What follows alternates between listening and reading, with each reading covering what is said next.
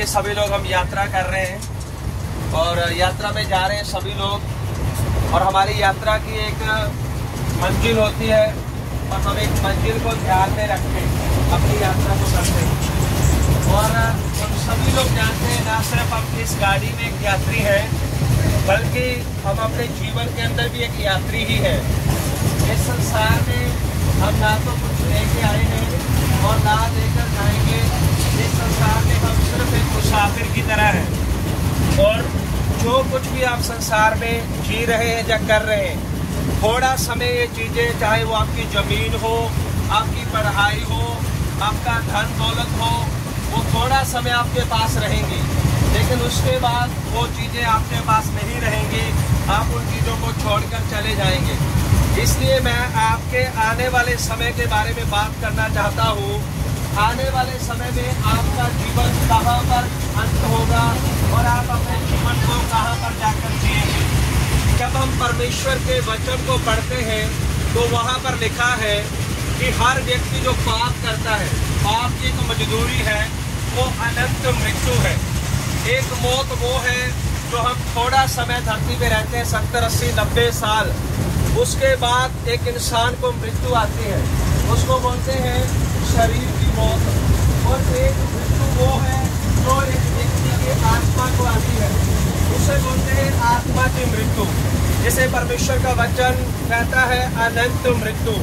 लेकिन मेरे प्रियो सभी यात्री भाई बहनों बुजुर्गों, परमेश्वर आपसे बहुत प्यार करते हैं और आज से 2000 साल पहले प्रभु यीशु मसीह संपूर्ण मानव जाति को बचाने के लिए इस संसार में आए, ताकि जो आपकी जिंदगी का जो सफर है, जो आपकी आत्मा का सफर है, वो अनंत मृत्यु में, नरक में ना हो। परमेश्वर आपसे बहुत प्यार करते हैं। और इससे पहले की ट्रेन में हम चढ़ने वाले थे, लेकिन वो हमारी ट्रेन मिस हुई। इसी कारण कल भी हम एक ट्रेन में जाने वाले थे, वो ट्रेन भी बहुत लेट हुई। कल की ट्रेन भी मिस हुई, सुबह की ट्रेन भी मिस हुई। लेकिन हम इसी ट्रेन में क्यों चढ़े? क्योंकि परमेश्वर चाहता है कि आप लोग बचाए जाएं, आप अपनी आत्मा की मृत्यु को ना उठाएं, आप अनंत मृत्यु को ना उठाएं, आपकी आत्मा बचाई जाए, आपके घराने, आपके परिवार बचाए जाएं। और हम पापों की क्षमा के लिए बहुत सारे प्रयास करते हैं धरती के ऊपर। कोई भी मेरी बात को बुरा मत माने मेरे भाई बहन। हम बहुत सारी जगहों पे स्नान करते हैं, बहुत सारे बलिदान करते हैं, बहुत सारी जगहों पर यात्राएं करते हैं, क्योंकि हमारा भारत देश एक ऐसा देश है जो बहुत श्रद्धालुओं का देश है, बहुत ज्यादा भक्ति और ईश्वर से भूखे प्यासे लोगों का देश है।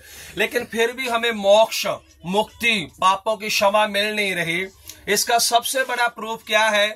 ना तो हमारे स्नान बंद हो रहे हैं, ना हमारे बलिदान बंद हो रहे हैं, ना हमारी यात्राएं बंद हो रही हैं, ना हमारे चढ़ावे बंद हो रहे हैं। हम लगातार इन चीजों को करते जा रहे हैं। और ये बात इस चीज का सबूत है कि जो आपके चढ़ावे, आपके बलिदान हैं, वो आपके पापों के लिए इनफ नहीं है, आपके पापों के लिए सर्वोत्तम नहीं है। वो आपके पापों को क्षमा नहीं कर पा रहे और आपको अंदर से, अपनी अंतरात्मा से आवाज नहीं आ रही कि तेरे पास ऐसा कोई बलिदान नहीं, कोई स्नान नहीं जिससे तेरे पाप हमेशा के लिए क्षमा हो जाएं। और आप अपने आप को शुद्ध और पवित्र देख नहीं पा रहे। लेकिन प्रभु यीशु मसीह किसी का धर्म और जात बदलने के लिए धरती पे नहीं आए। ये सबसे बुरा और गलत वायरस है हमारे भारत देश के अंदर, क्योंकि मैं भी एक ऐसी जाति से आया हूं जो शुरू से प्रभु को नहीं मानता। और मैं भी एक धार्मिक विचारों वाला व्यक्ति था और सच्चे ईश्वर की खोज में था। मेरी माँ बचपन से पागल थी और यहाँ पर मेरी वाइफ है, वो मर चुकी थी और डॉक्टरों ने उसको जवाब दे दिया था, फरीदकोट के डॉक्टरों ने, और उसको मेंटली घोषित कर दिया था। और ये मेरा बच्चा, ये भी ऑलमोस्ट डेड हो गया था। लेकिन हम सबको जीवन सिर्फ और सिर्फ परमेश्वर ने दिया है। और हमने अपने व्यक्तिगत एक्सपीरियंस से जाना है कि यीशु मसीह एक व्यक्ति के पाप को क्षमा करने के लिए धरती पे आए हैं। यीशु मसीह एक व्यक्ति के जीवन को बचाने के लिए धरती पे आए हैं। और आप देखें, संसार में शैतान एक व्यक्ति को नशों के द्वारा, नफरत के द्वारा, झगड़ों के द्वारा, करप्शन के द्वारा, इन चीजों के द्वारा प्रतिदिन एक व्यक्ति का जीवन बर्बाद होता जा रहा है। हमारे समय के अंदर ना तो मेडिसिन की कमी है, ना एजुकेशन की कमी है, फिर भी कितनी बीमारियां, कितने वायरस और कितना ज्यादा करप्शन हमारे देश के अंदर और जगह जगह पर फैल रहा है। अगर मेरे प्रियो आज आप फैसला लेते हैं कि मैं अपने जीवन को बचाना चाहता हूँ, मैं पापों से बाहर आना चाहता हूँ, मैं अपनी आत्मा को बचाना चाहता हूँ, तो आपके पास अल्टीमेट आखिरी एक ही विकल्प है, और वो प्रभु यीशु मसीह है। और प्रभु यीशु मसीह संपूर्ण मानव जाति को बचाने के लिए इस धरती पे आए हैं। तो चाहे आप विश्वास करें या ना करें, लेकिन मैं आप सब लोगों का ऋणी था, कर्जदार था, इसलिए मैंने अपना काम किया है। और आप जब इस संसार को छोड़कर परमेश्वर के सामने जाएंगे, आप ये कह नहीं सकेंगे कि गाड़ी में, ट्रेन में किसी बलजिंदर नाम के व्यक्ति ने हमें बताया था, और आप यीशु नहीं दे पाएंगे कि हमने क्यों विश्वास नहीं किया। क्योंकि परमेश्वर आपसे प्रेम करते हैं, और परमेश्वर ने आपके पापों का जो समाधान किया वो सब कुछ मेरे द्वारा प्रभु ने आपको बता दिया है। अब आगे का फैसला आपका है कि आप इस बात को एक्सेप्ट करते या नहीं करते।